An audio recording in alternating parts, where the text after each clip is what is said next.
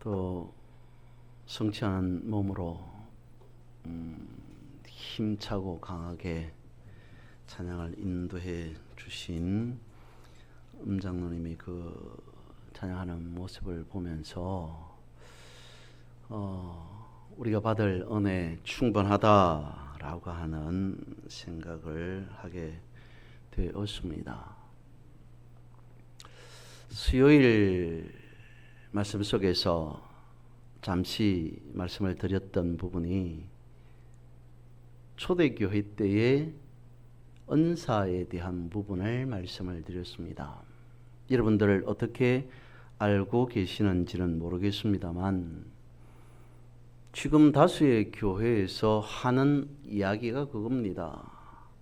초대교회 때에 행해졌던 은사는 즉 사도 시대 때의 은사는 이제 그때에 끝이 나버렸다라고 하는 말을 합니다.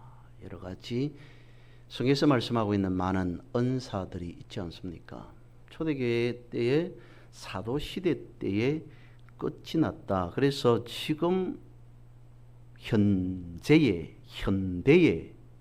교회가 사도 때에 했던 그런 은사적인 사역을 한다면 그것을 두고 신사도 운동이다.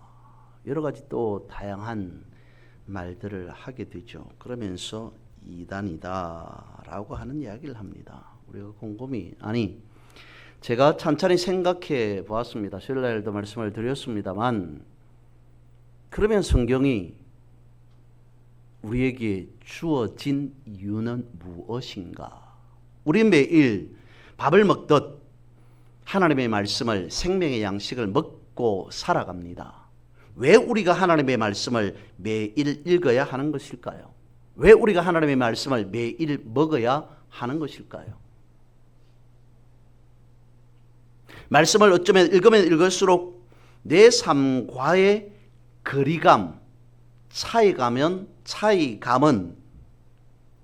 더욱 생각하고 또 생각해 보면 벌어질 수밖에 없을 것 같은데 오히려 차라리 성경을 읽지 않고 말씀을 읽지 않고 그저 평범하게 믿는 그 믿음의 삶이 훨씬 더 이로울 것 같은데 이해되어지지 않고 납득되어지지 않는 하나님의 말씀을 읽다 보면 오히려 더 의문에 휩싸이게 되고 질문거리만 늘어난다라고 하는 것으로 성경을 읽고 있지는 않습니까? 그럼에도 우리는 성경을 읽어야 됩니다.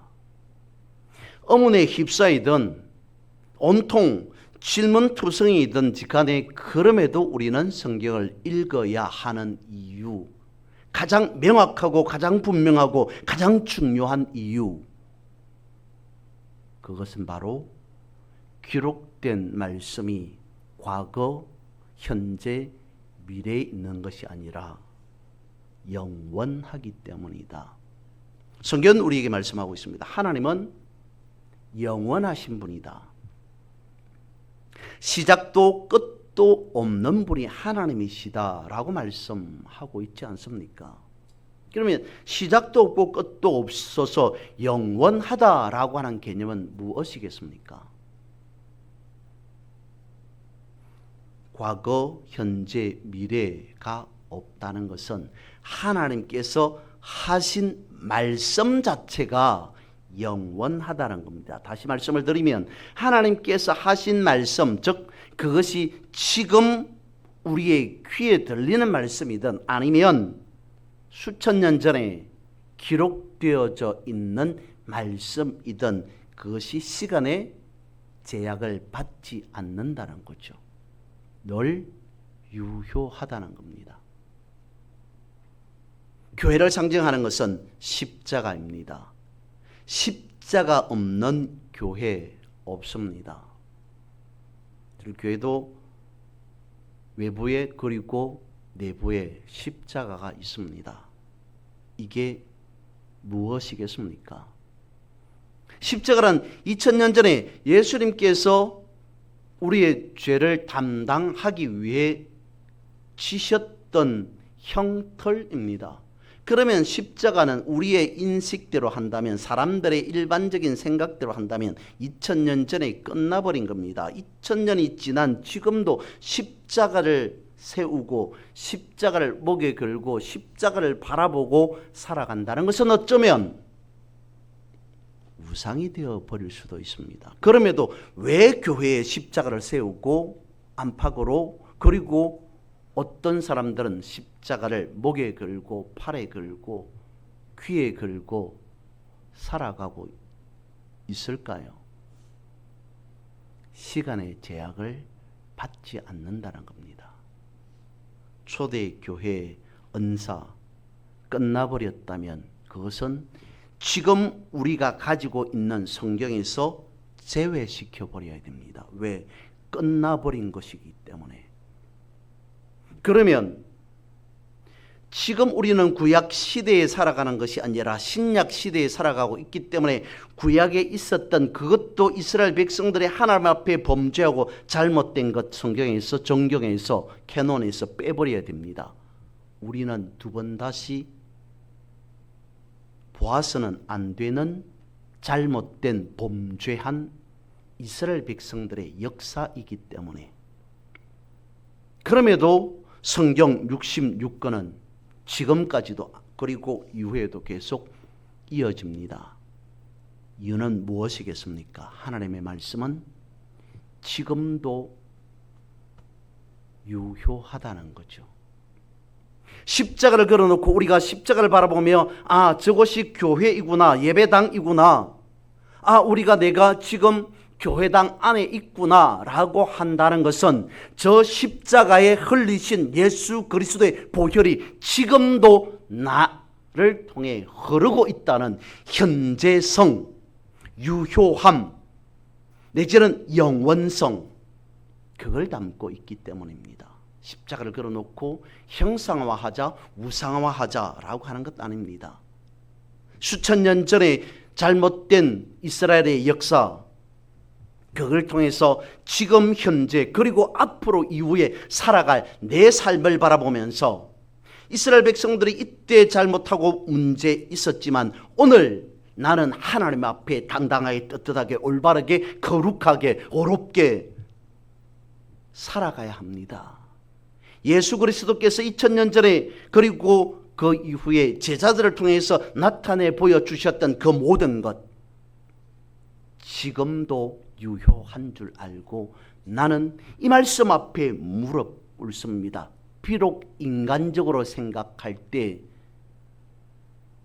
수천 년 전에 아브라함이 바라보고 아브라함과 함께 하셨던 하나님, 모세와 다윗과 그리고 여러 선지자들과 함께 하셨던 하나님에 대해서 우리가 피부적으로 와 닿지 않고 먼 거리처럼 느껴질지라도 그럼에도 지금 하나님께서 나에게 말씀해 주고 계신다 라고 하면서 하나님, 아브라함에게 허락하셨던 복 우리 가정에 이 교회를 통해서, 이 나라를 통해서 이루어지기를 원합니다. 역사되기를 원합니다. 2000년 전에 변화된 예수님의 제자들이 일으켰던 그 놀라운 엄청난 사역의 현장들, 치유의 현장들, 회복의 현장들, 그 말씀을 바라보면서 읽으면서 하나님, 그것이 2000년 전에 어떤 특정한 한 사람에게 있었던 놀라운 치유의 일들과 기적과 이사가 아니라 오늘 나에게도, 지금 필요한 우리에게도 나타나기를 원합니다 라고 하는 그것을 한 번이라도 더 붙잡고 살아가기 위해서, 한 번이라도 더 고백하면서 내지는 선포하면서 살아가기 위해서, 그래서 우리는 날마다 하나님의 말씀을 읽고 또 읽어야 한다는 거죠. 그전에는, 한 달 전에는, 두 달 전에는, 1년 전에는 이것이 하나님의 뜻이고 하나님의 역사인 줄 모르고 지나쳤다면 이제서 다시 하나님의 말씀 앞에 무릎 꿇고 읽어보니 아, 이렇구나. 하나님께서 이때에 일으켰던 놀라운 그 이적과 기사, 역사하심이 이렇게 내 삶도 우리의 가정 가운데에서도 교회 가운데에서도 나타나고 이루어진 것이구나 라고 하는 것을 다시 한번 확인하는 그러한 측면에서도 하나님의 말씀은 여전히 현재형이라는 것입니다. 하나님께서 우리에게 말씀을 기록하여서 주신 가장 큰 이유라면 바로 그것이라는 거죠. 예수님께서 어느 날 베드로에게 천국의 열쇠를 주신다라고 말씀하셨습니다. 그 천국의 열쇠는 분명 우리가 생각해 보면 하늘을 여는 열쇠였을 겁니다. 그런데 그 열쇠, 하늘을 여는 열쇠일지라도 어디에서부터 사용 가능한 열쇠였을까요? 하늘에 올라가서 말 그대로 천국에서 사용 가능한 열쇠 아니었습니다. 땅에서부터 사용 가능한 열쇠였습니다. 나중에도 말씀을 드리겠습니다마는, 그러면서 하신 말씀이 땅에서 매면 하늘에서도 매일 것이요 땅에서 풀면 하늘에서도 풀릴 것이다. 천국을 여는 천국의 열쇠를 주셨는데 그 열쇠는 땅에서부터 유효한 사용 가능한 열쇠였다라는 것입니다. 이스라엘 백성들의 측면에서 생각해 보면 광야에 선 이스라엘 백성들에게 천국 열쇠는 다름 아닌 저들 앞서 세워져 있었던 당시의 불기둥과 구름 기둥이지 않았을까라는 것입니다. 하늘에서는 천국의 열쇠가 필요 없습니다. 그 열쇠는 땅에 있을 때 우리에게 필요한 것이죠. 오늘 본문의 말씀해 보니까 모세가 서 있는 땅에 대해서 말씀하고 있습니다. 그렇습니다. 우리 모두는 다 어디에 있는가 서 있는 사람들이죠. 일터에서 가정에서 때로는 세상 한가운데에 모두가 다 서 있습니다. 오늘 본문에서 말씀하고 있는 모세가 서 있는 곳에 대해서 무엇이라고 말씀하고 있습니까? 내가 선 곳은 거룩한 땅이다 라고 말씀하고 있습니다. 모세 입장에서 이 말씀이 천국의 열쇠와 같았을 겁니다.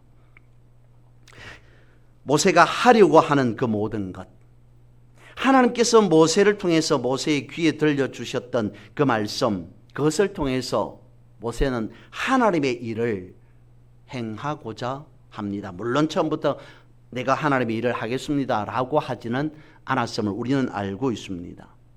모세가 하나님의 일을 하려고 할 때 모세만 행하는 것이 아니라 모세가 행하고자 할 때 하나님께서 함께 하실 것이다.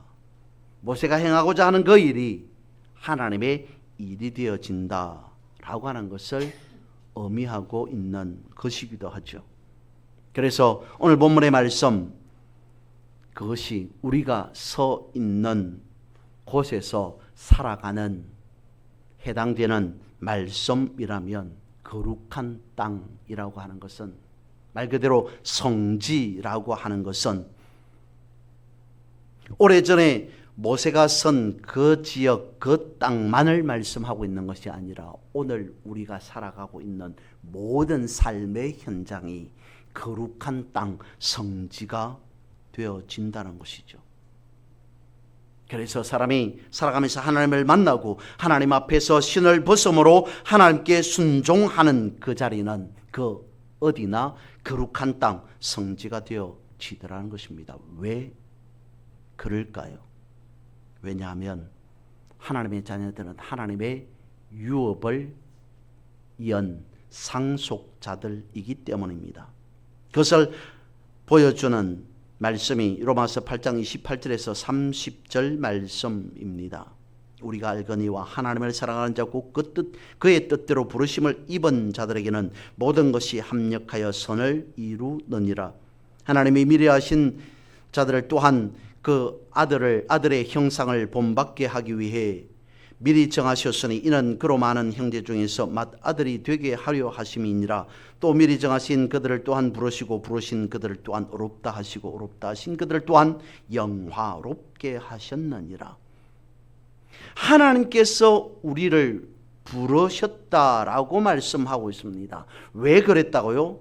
하나님께서 우리를 택하시고 부르시고 어렵다 하시고 영화롭게 하신 이유는 하나님의 형상을 본받게 하려고, 하나님께서 우리를 택하시고 부르시고 어렵게 하시고 영화롭게 하신 이유는 하나님의 아들을 삼기 위해서이다 라고 하는 것입니다.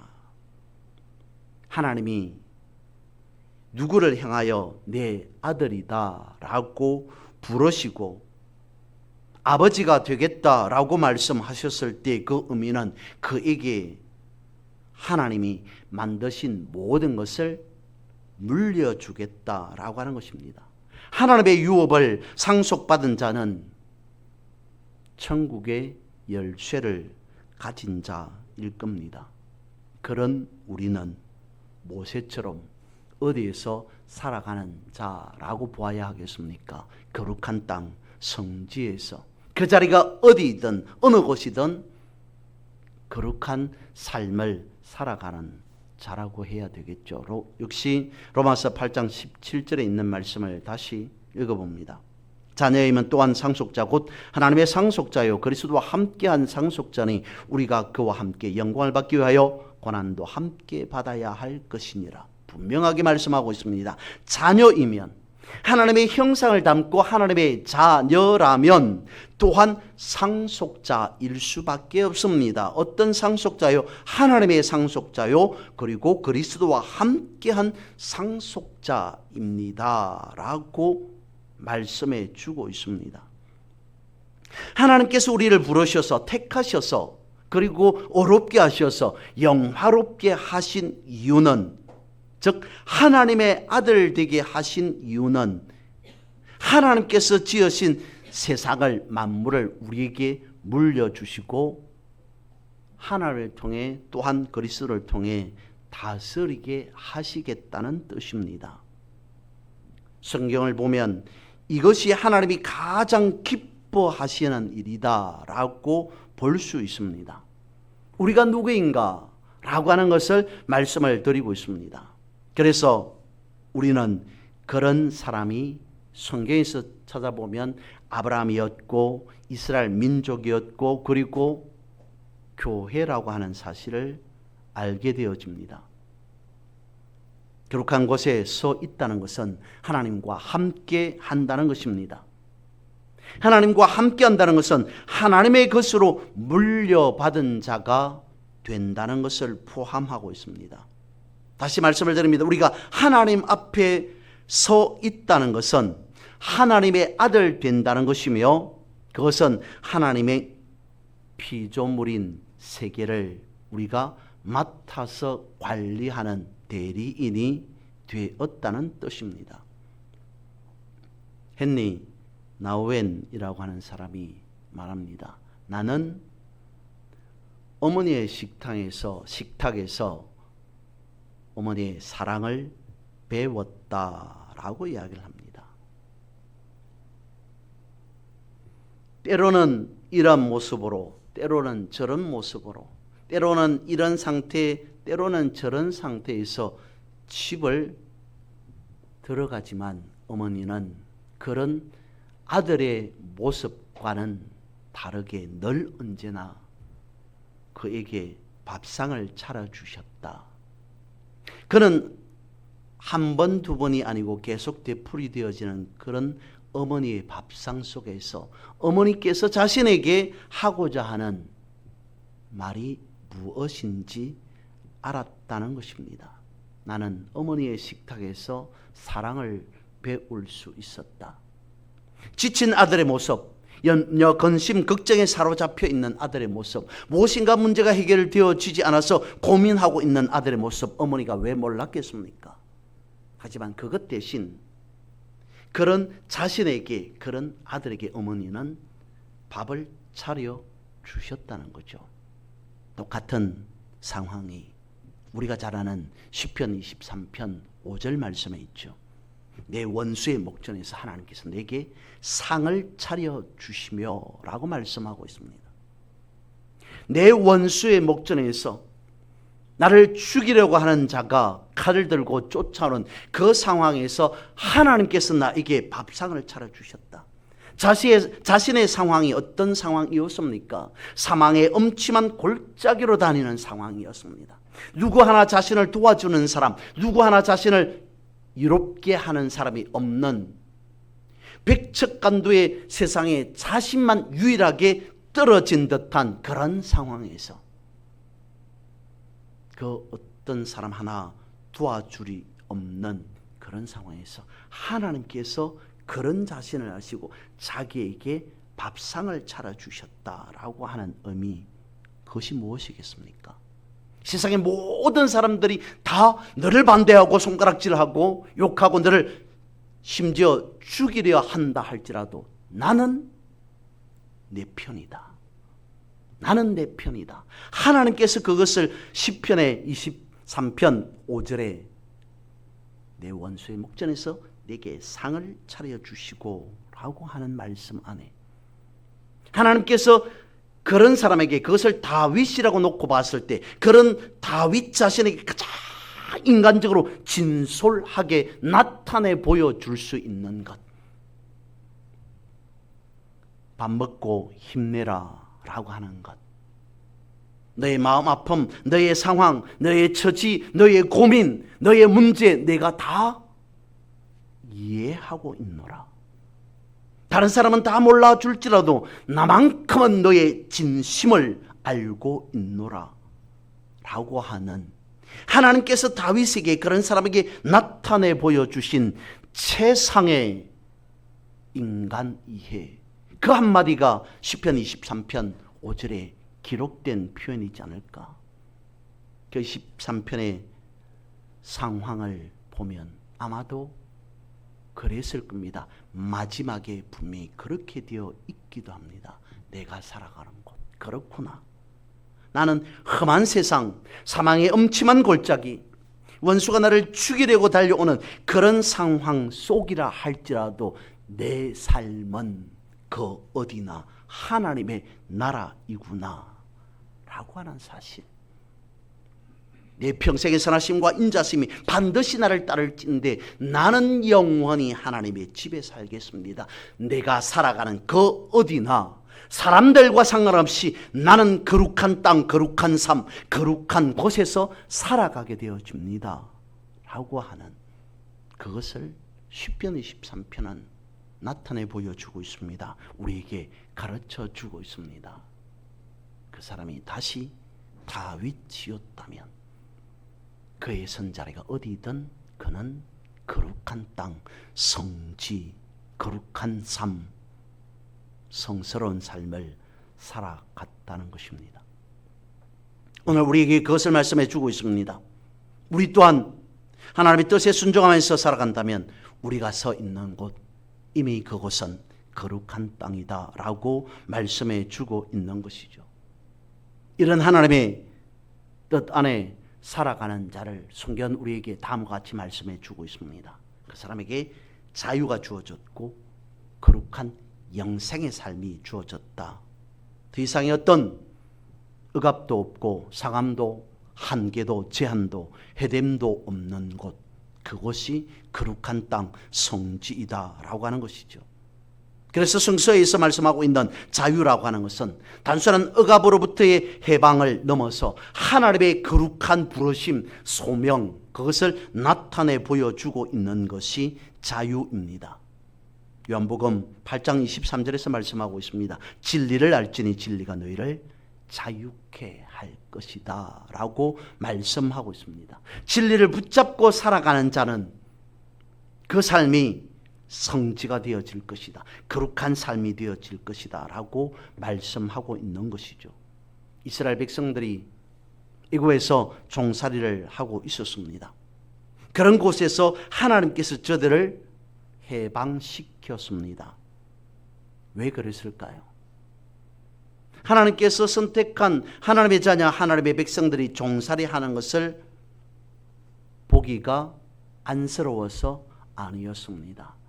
하나님의 백성들을 해방시켜서 자유케 해서 하나님 나라의 제사장 삼기 위해서다라고 성경은 말씀해 주고 있는 것이죠.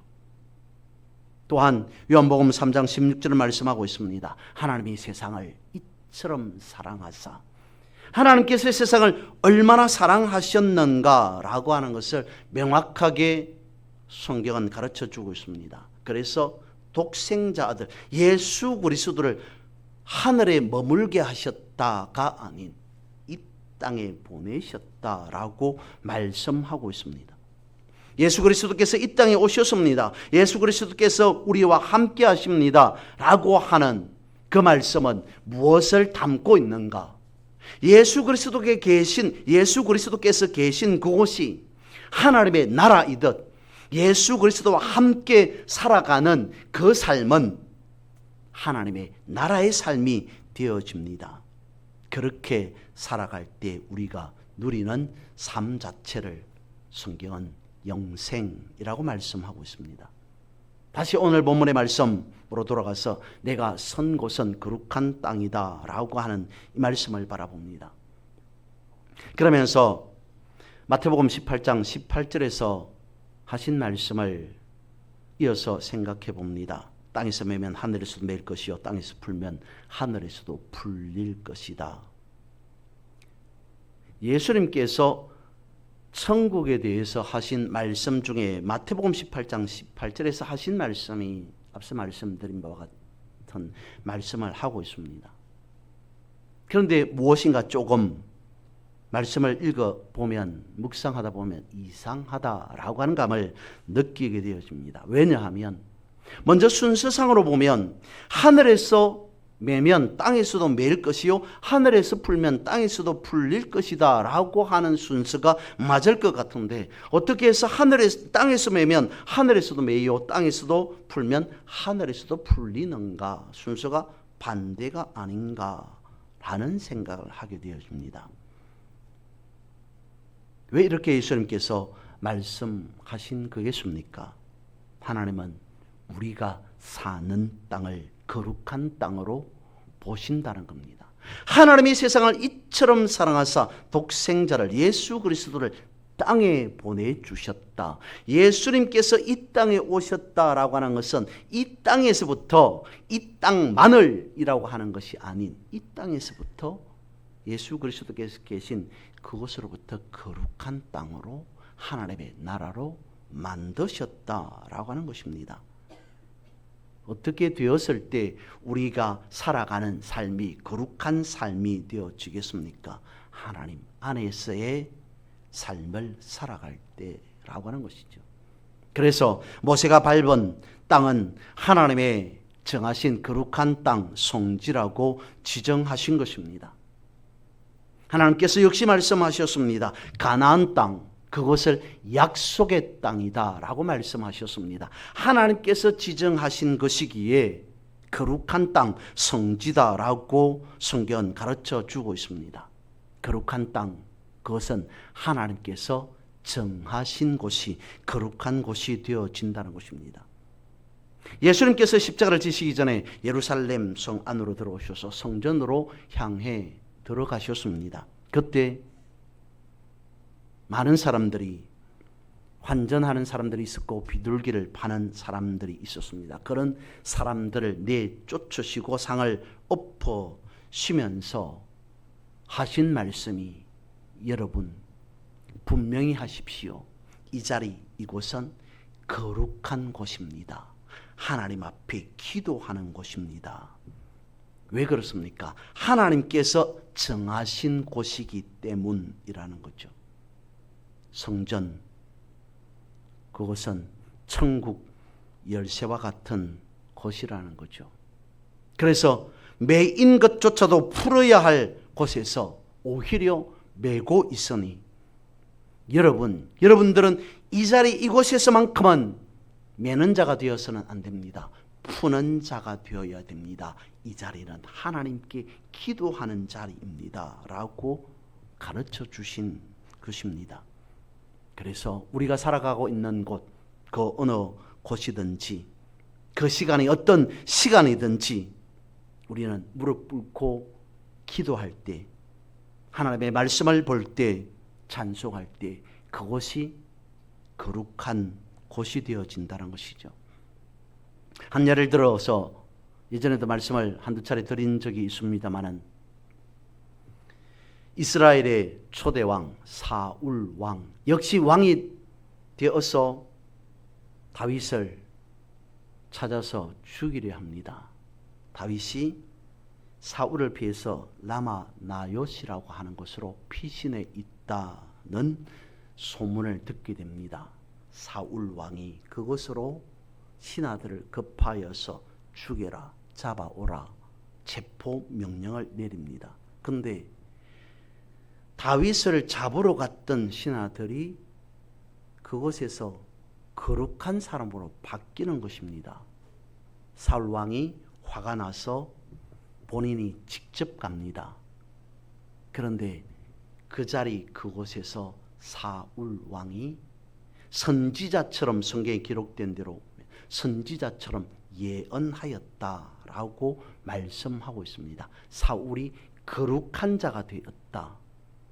그곳이 라마 나요시라는 곳이다. 하나님께서 기름 부으신 장소, 그곳이 라마 나요시라는 것입니다. 그것은 어떠한 곳이었겠습니까? 하나님 앞에 기도하는 장소였습니다. 하나님께서 거룩한 장소다라고 지정하신 것은 아니었습니다마는 그 자리 그곳에서 하나님께 기도하고 하나님의 말씀을 묵상하는 그 자리가 되어서 그 장소로 들어가는 사람, 그 장소에 가는 사람, 어떤 사람이든 심지어 사울 왕이 되었던 하나님의 사람으로, 예언하는 사람으로, 하나님의 말씀을 듣는 사람으로 바뀌어 버리더라. 성지, 거룩한 곳은 그렇게 형성되어진다는 것을 성경은 우리에게 말씀해 주고 있습니다. 그래서 우리가 거룩한 곳을 지정하는 것이 아니라 우리의 삶의 현장 가운데에서 하나님의 거룩한 뜻을 받들어 선포해야 할 줄로 압니다. 하나님, 모세에게 말씀하신 거룩한 땅이라 말씀하신 그곳을 저는 이제 이 자리로 삼겠습니다. 내가 살아가는 이 삶의 현장을 거룩한 땅, 거룩한 곳으로 삼겠습니다. 내가 선 이 자리가 하나님의 뜻이 펼쳐지는 거룩한 땅이 되게 해 주십시오. 내 삶이 하나님의 정하신 거룩한 삶이기를 원합니다. 우리는 그렇게 선포해야 한다는 것입니다. 내가 서 있는 곳, 내 삶의 현장이 거룩한 땅이어야 한다는 것입니다. 그렇게 살아가는 성도가 하나님 나라의 삶을 살아가게 되어지기 때문입니다. 성경은 우리에게 말씀해 주고 있습니다. 오해도 말씀을 드립니다. 뜻이 하늘에서 이루어진 것처럼 땅에서도 이루어집니다 라고 예수님께서 우리에게 기도문으로 가르쳐 주셨습니다. 원래 뜻은 하늘에 있었는데 하늘의 뜻이 우리가 살아가는 땅에서도 그대로 이루어지기를 원하는 그것이 거룩한 땅이며 그런 삶이 거룩한 하나님 나라의 삶을 살아가는 자 아니냐는 것입니다. 그래서 지금 여기가 성지라는 것입니다. 오래전에 하나님께서 모세에게 선 곳에서 말씀하고 있습니다. 내가 선 곳은 거룩한 땅이다. 내가 선 자리에서 신을 벗어라. 그 장소가 거룩했기 때문이 아니라 어쩌면 그곳에서 모세가 하나님을 만나고 하나님의 소명을 받았기 때문이었을 겁니다. 모세가 하나님 앞에 순종과 드리는 그 헌신으로 그 땅이 거룩하게 되었다라고 하는 것입니다. 예수님께서 천국에 대한 비유를 이런 비유로 저런 비유로 말씀을 하셨습니다. 그러면서 대부분의 비유 속에 땅이 들어갑니다. 땅을 예로 들어서 말씀을 많이 하셨습니다. 땅 속에 숨겨둔 보화가 있다. 땅에 심겨진 씨앗이 있다라고 말씀하고 있습니다. 땅에서 얻어 누릴 수 있는 천국 열쇠가 분명 있다는 것이죠. 하나님은 모세에게 내 선자리가 거룩한 곳이다. 내 선자리에서 신을 벗어라 라고 말씀하신 것을 보면 어쩌면 내가 서 있는 곳이 어디인지 바라보아라 라고 하는 의미도 포함되었을 겁니다. 모세는 자신의 발밑을 보아야 했습니다. 왜냐하면 그곳이 거룩한 곳이었기 때문이죠. 그러면 하나님께서 모세에게 내 선자리가 거룩한 곳이다. 내 선자리에서 신을 벗어라. 그러면서 내 발밑을 보아라 라고 한 것에 어쩌면 영적인 의미는 무엇이었겠습니까? 지금까지 내가 어떤 삶을 살았든지 이제는 내가 머리로서의 삶을 살아가는 것이 아니라 가슴으로, 마음으로 살아가게 되어질 것이다 라고 하는 말씀과 같았을 겁니다. 너희들 그렇게 말합니다. 사람에게 있어서 가장 가까우면서도 가장 먼 거리가 머리와 가슴까지의 거리다라고 말하고 있습니다. 하나님께서 모세에게 나타내 보여주고자 하는 것, 그것은 특정한 지정이 거룩한 장소다 아니다 라고 하는 것을 구별해 주기 위해서가 아니라 하나님이 모세와 함께 하겠다 라고 하는 그 말씀이었습니다. 그래서 가식 없이 맨발로 서 있어야 했던 것입니다. 하나님 앞에 감출 것이 없는, 가식 없는 맨발로 서 있어야만이 거룩한 삶을 살아가게 되어지는 그곳은 머리가 아닌 어쩌면 가슴으로 살아가게 되어지는, 그래서 모세의 하나님께서 심겨두신 그 사랑의 마음으로 이스라엘 백성들을 지도하고 인도하고 이끌어 가야 할 그런 삶을 하나님께서 먼저 말씀해 주신 것이다. 거룩한 땅, 그것은 우리의 삶의 현장이어야 합니다. 머리가 아니라 가슴으로 하나님의 말씀을 품고 하나님께서 허락하신 생명을 품고 살아가는 여러분 되시기를 주님의 이름으로 선포하고 축복합니다. 기도드리겠습니다. 거룩하신 하나님,